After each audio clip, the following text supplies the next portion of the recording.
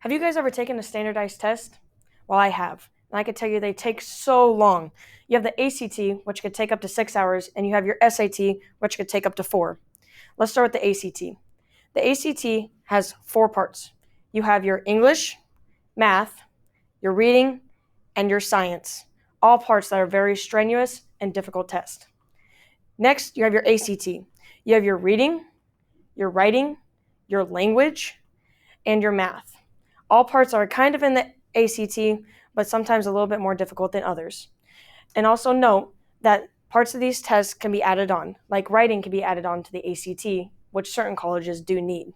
Now, when taking these standardized tests, you may have students that have 4.0s but come to these standardized tests and make way lower scores that don't match their grades.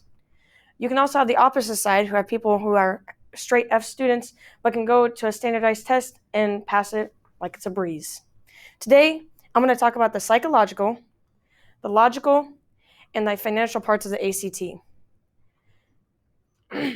From the National Library of Medicine, people who experience anxiety and stress anxiety can experience rapid heart rate, muscle tension, queasiness, dry mouth, and sweating. All parts that can affect how you test on your ACT or your SAT. I know for me, I get exceptionally sweaty and have a hard time focusing when it comes to taking a test. On the opposite side, it is found that these tests are measuring your stress levels. But don't you guys think that life is stressful enough? I mean, we come to school every day, we take these college classes or even our regular classes and spend multiple hours a week on homework, and our work ethic is, I think, more important than our stress levels.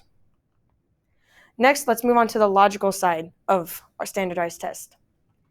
In the ACT, the average score is 21.52 out of 36. And on the SAT, the average score is 1,051 out of 1,600. Both of those scores are pretty average, but again, you get the students who are straight A's and can go score an 18 on the ACT, or it can go score maybe like a 600 or something on the SAT. Both not very good scores, and both scores that are not going to get you highly acceptable in colleges. Coming from the Wahi Journal, a student that can experience test anxiety, for example, might not be a publicly gifted speaker, but struggles in putting their thoughts on the paper. Even though the student might know the material, they wouldn't have been able to demonstrate their skills and would be penalized for their natural weaknesses. I know, like me, I'm up here speaking to you, but sometimes I struggle with public speaking. And I know I struggle with tests as well.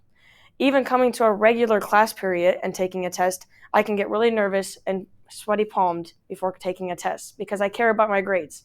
Now, this test is even more strenuous because I care about what my future holds. And going to places like colleges or getting into certain academic programs means a lot to me. But taking standardized tests isn't always the easiest.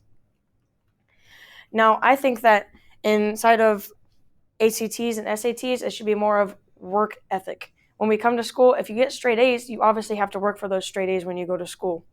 And if you get straight F's, you obviously didn't work hard enough, or you didn't do much when you went to school.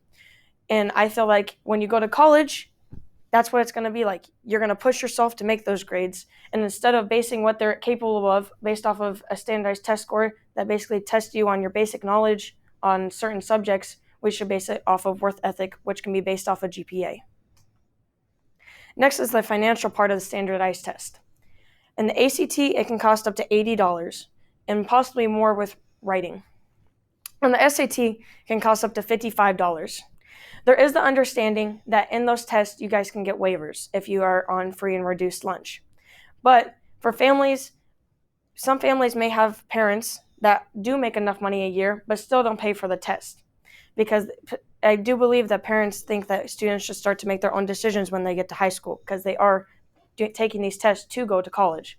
So then you have to pay for the test, and you have to pay for sometimes study books, you have to pay for tutors, which all equals a lot of money. You have to pay for, like I said, the books to study for the test. You have to pay for the application for college, and then you have to pay for the college itself. So as soon as you get your high school, you're paying a lot more and more and more and more. And on top of that, you're going to have to work to make that money and get good grades on top of that, because grades also count towards applying to college. You have to make good grades, good standardized test scores, and you have to work at the same time. all very stressful, like we said before. So I believe that stress should weigh out the opportunities of an academic standardized test.